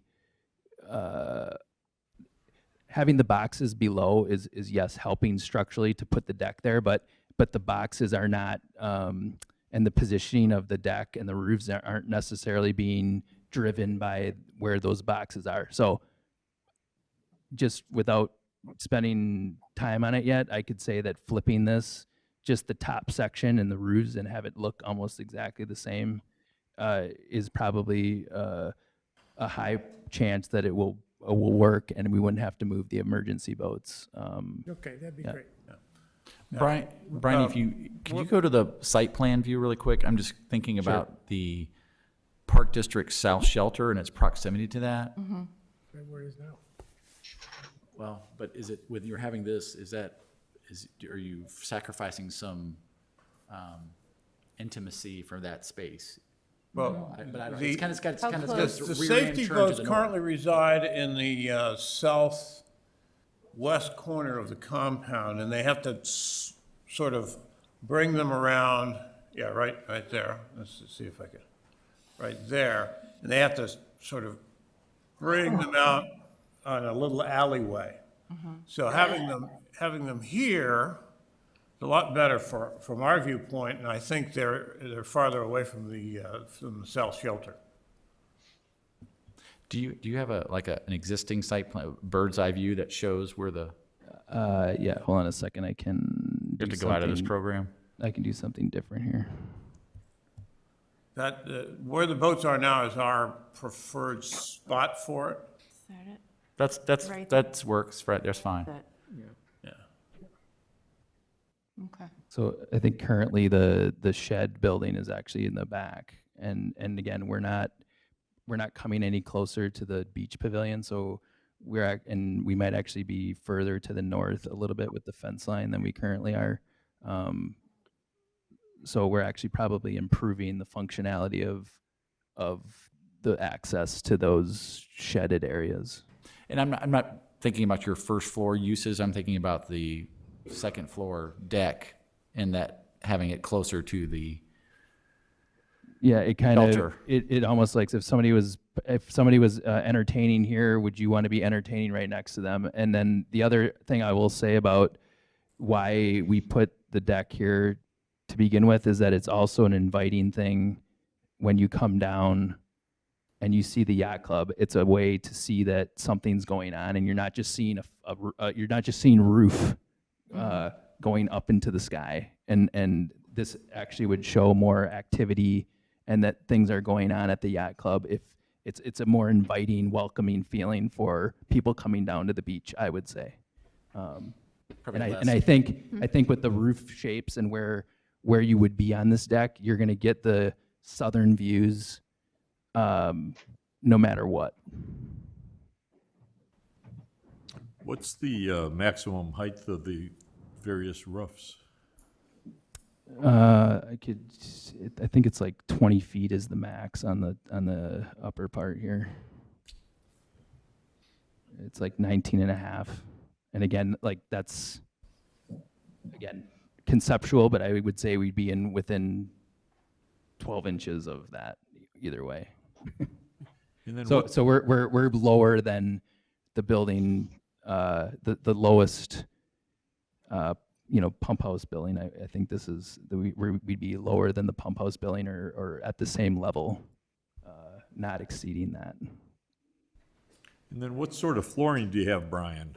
Is it just the dirt or the sand or? For the compound itself? Yes. Sorry. So what we would try to do is, as you can see here, it's helpful to have some type of hard or impervious surface for the yacht club to maneuver their equipment around, but we want to minimize that. So these are really, we're calling them alleys or alleyways, and we would restrict impervious surface to just these alleyways, and it would be about 10 feet wide and the length of the compound. Whether that's permeable pavers, so we could make it somewhat permeable, or maybe it's boardwalk material, but something that's, again, not, we don't want to put wood there that has maintenance issues. We want to make it as maintenance free as possible and as sturdy as possible. And then we would allow the ground around the racks and things to be fluid, as the beach will be, right? Sand will blow in. So you can sweep off the alleyways, but we're not worried about, having to maintain all the ground, off of those alleyways and allow that to be flexible. So the systems that are the storage systems would have their own independent footings that would go down into the ground and allow the ground to be, they're elevated, so it allow the ground to be fluid there. And we're not trying to cover the entire compound with impervious surface. We don't think that's the right thing to do. Yeah, I would add that the hard surface on the alleys is a nice to have, not a must have, and it might in fact be something that gets done later on. depending on cost, depending on how the project proceeds. But we've lived with sand and dirt and twigs for 60 years. We can do it for another few more years if we have to. And then on the west side of the structure, what's the distance from the end of the west side to the base of the bluff? Well, It's identical to what it is now. The east-west dimension is 69 or 70 feet, and the north-south dimension is about 79 feet, I want to say, which is identical to what we have now, except that we've taken out the little spot where the porta potty sits. So again, kind of the big things we're up against are these manholes in the back, and pushing anything back actually starts to knock racks out for storage, and anything that we push back also starts to eat into the bluff. So we're not trying to get into the bluff, because then we get into retaining walls and messing with the bluff itself. And so we're holding the line there at the back so that we're not imposing our will on the bluff. Thank you. Can I make one more? And I hate playing architect to an architect from fellow architects, but just thinking about that, and I love that roof deck concept, of course, is wonderful. Just wondering the experience inside of it, how you have that roof. I think as an architectural element, having that roof slope all the way down to the south looks very interesting from the outside, but when you're inside that second floor deck, having that whole view to the south blocked by the roof, have you had a thought of maybe just having that roof open on all four, so it's a true lookout where you're seeing that activity on the south also? It might be a miss to not take advantage of that, or half of it or something. I just think that whole 180 degree is worth maintaining, just as a thought. But I do love it as architecturally, it's very stunning. But I just think the experience within the deck may be kind of heightened by keeping that up and maybe doing something else. If you flip it on the other side, you would have that whole kind of exposure, and then maybe do some other kind of roof the other way that's kind of minor but doesn't run into that vision, the view of from the deck.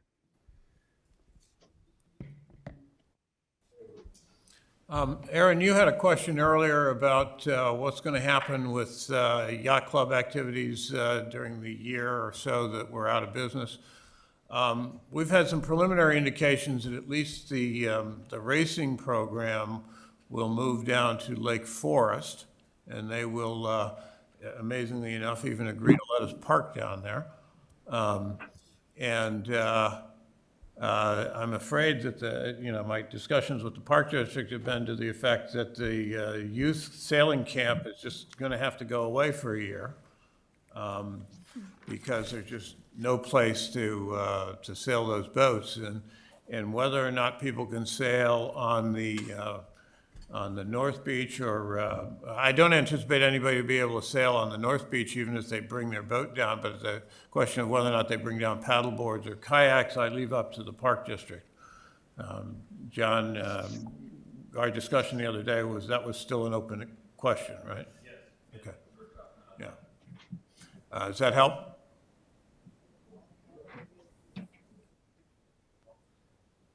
Thanks, John. Okay.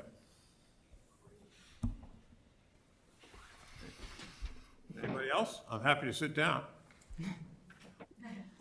Drew, does this also have to come before our committee? Yes. That's so. Has it ever gone before? If it's 60 years old and the... No. Okay. If the sewage treatment plant hasn't, then this hasn't. Thank you. All right, thank you very much. Stay tuned. Pete, did you have something you wanted to say? Yeah, thank you. So thanks for everybody's patience. Obviously, this is a very important facility, not just for the club, but for the Park District and the youth and the community, right? With all of the facilities. So I realize this is a PCZBA meeting. I don't want to interrupt the proceedings, but this is really a question more for Trustee Swarthout. And thank you very much for moving this up on the Reclamation District's agenda. So I'm kind of speaking more of as an ombudsman for the community. Personally, I would be, I love this idea, but how are we going to come to some type of agreement on the cost for this, right? Because this obviously has to be a line item, part of the approval for building, right? That this is something that will be rebuilt so the yacht club and the community as whole. So there has to be a number. So my first question is, how will that number be determined? I'm not trying to negotiate for anybody, but that's an open question. And then secondly, is that money going to be there in escrow? And the reason I'm asking this is I wonder if North Shore Reclamation, Water Reclamation District has previous experience with a non-government entity like the Lake Bluff Yacht Club and, returning them into a functional situation, because summer 2023, we will not have this, and that's an inconvenience there, but we want to make sure that summer 2024, we're back playing with the same facility. So those are two questions. One is, how will the construction costs be determined? And secondly, how would the payment, is that an escrow or something? Are those disbursements like you would for a construction project? So I'll leave it at that, and those might be two out-hanging questions, but as an ombudsman, those keep me up at night, honestly. All right, thank you. Well, a lot of things keep me up at night, and this meeting is sure to keep me up at night. Well, let me answer a couple of questions. One, is that the question that's being thrown out by Brian Bertolo? Or is that just someone on the committee? It's a member of the public who's attending the meeting that's attached to some. I don't know if you're on the Pete. Are you on the board of the yacht club? He's on the yacht club board. Okay. I'm asking as okay. Well, it's my understanding that we don't even have a formal agreement with the yacht club. The yacht club is currently on our leased property, our 99-year leased property. I don't know who made the arrangement 60 years ago. We're happy to continue that arrangement, speaking for one trustee, but I think it's an appropriate arrangement. When it comes to funding any improvements by the yacht club, not going to be coming any money from the North Shore Water Reclamation District. We don't think that's our obligation, our responsibility to rebuild a bunch of 4x4 womanized racks. I know it was done by the yacht club itself, but there's no funds to do that, and nor do I think the rest of the North Shore Water Reclamation District taxpayers, whether they be in Highland Park, Waukegan, Zion, would appreciate funds going to pay for the improvements of the yacht club. That would not be something I could sell, nor would I think that be appropriate. We have $10 million that we've allocated to this project. As you know, it's being funded out of our reserves. And I don't know what the other question was, but I'm happy to answer.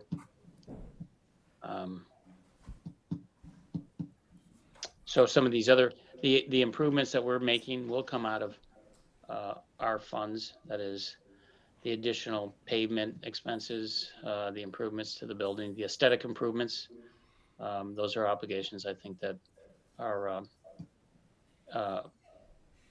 appropriate.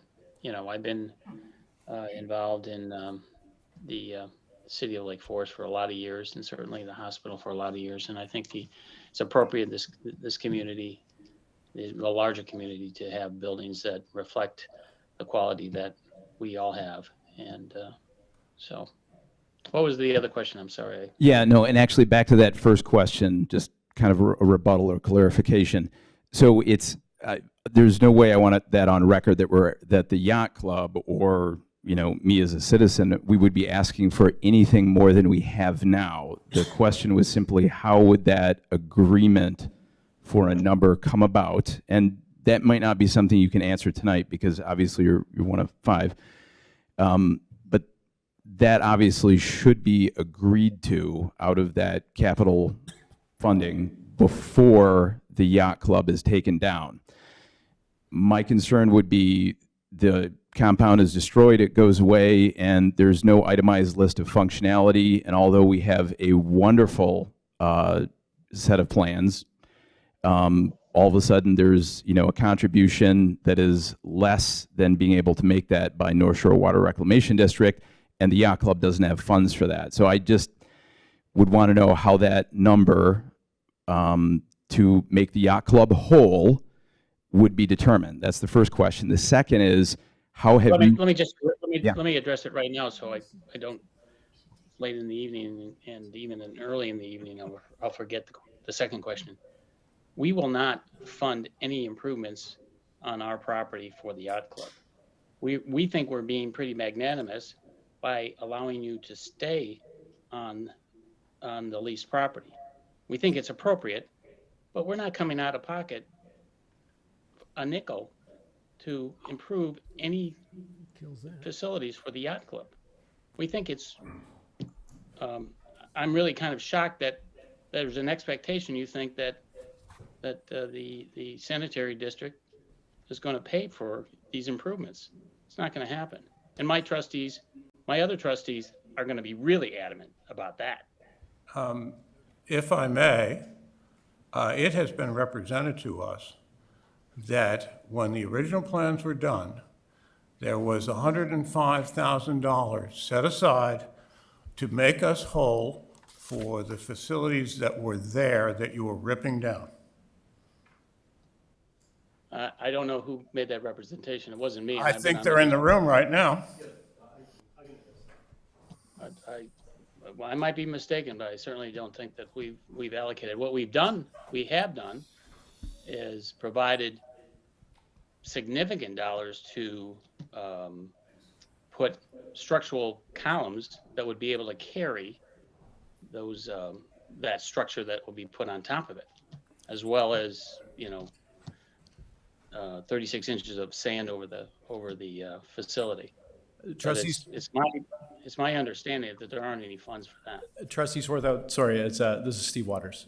There is budget in the 10 million to replace the existing 4x4 womanized structures there, and that's the number that was shared with the yacht club. So there is a small amount of budget to replace the existing units, but not. Well, and I apologize to the group. That's news to me. That certainly is news to me. And I've been in a number of meetings. that number to us was represented to be $105,000, which is before the significant increase in construction costs that we've seen over the last year. So there's some discussion that needs to be done. Obviously, we don't expect you to build a brand new compound for us. We never asked for that, but we do expect to be made whole for what was there. We need to have a discussion. I don't know if this room it's appropriate right now, but this is certainly news to me. And shame on me for not knowing that number. I fought for, as everybody in the room knows, I fought for the replacement of a lot of what's down there right now. So $105,000 is a big nut for what is there. If it was committed to, I'll stand by that commitment, but I wasn't aware of that. Thank you. So you have that on record. If it was committed to by the sanitary district, we will stand by that. Okay. But I'm sorry, I was not aware of that. All right. And there's a secondary issue that needs to be arrived at between the village and you as to who my landlord is, but I think we need to have that discussion offline.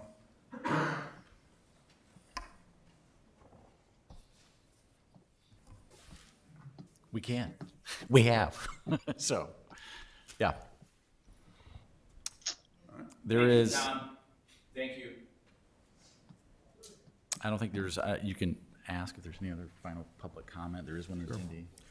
Yeah, any other comment from the public that's here tonight or from the public that might be participating over the internet? Hearing none, Drew, next steps. Well, the next steps is obviously NSWRD and the Lake Bluff Yacht Club will take back this feedback. I think from a procedural standpoint, they'll be making application soon. Hopefully in the next month or so to come through the process. Like I said, they would go through, they can go to the ABR first, they can go to the PCZBA first, but they will have to stop by both before they go to the village board for a final plan approval.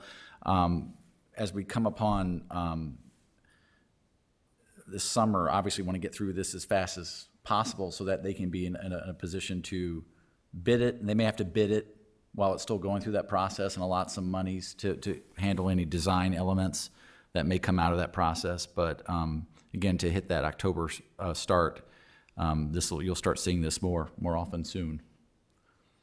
No, I appreciate that because unfortunately, October will be here more quickly than we anticipate from a procedural perspective. For sure. So that's a good warning to all The committee, participants. excuse me, the committee should probably work on it concurrently, rather than one than the other.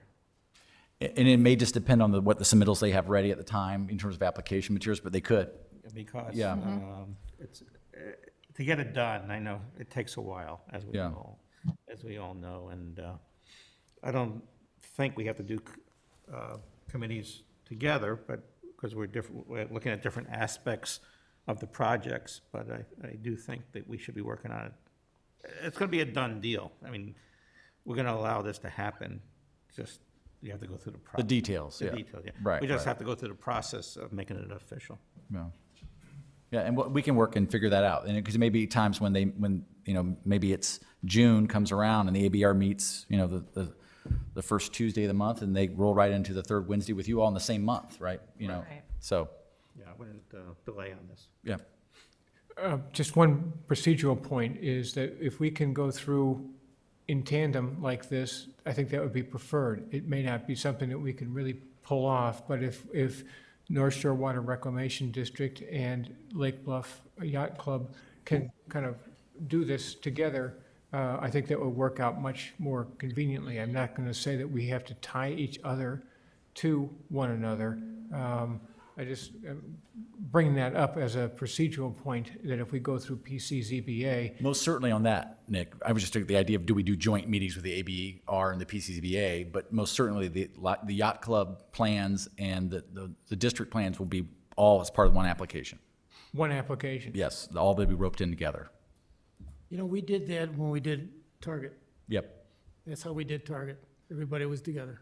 And it went very fast, the fastest thing Target's ever done. Okay, it's good to bring that up, because I Yeah. think we need to make sure we put our shoulders together and do this so we're not running two parallel independents, but one cohesive. Agreed. Thank you. Yeah. All right. Yeah. Great.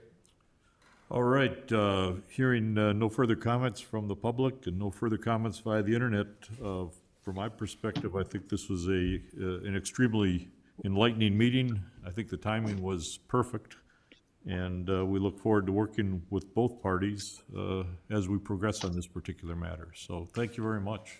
Very enlightening. I thank you, and I hope that everybody walks away with some idea of what's coming next. Thanks, everybody. Thanks, Tom. You guys, thanks. It's the budget right. It's the budget right.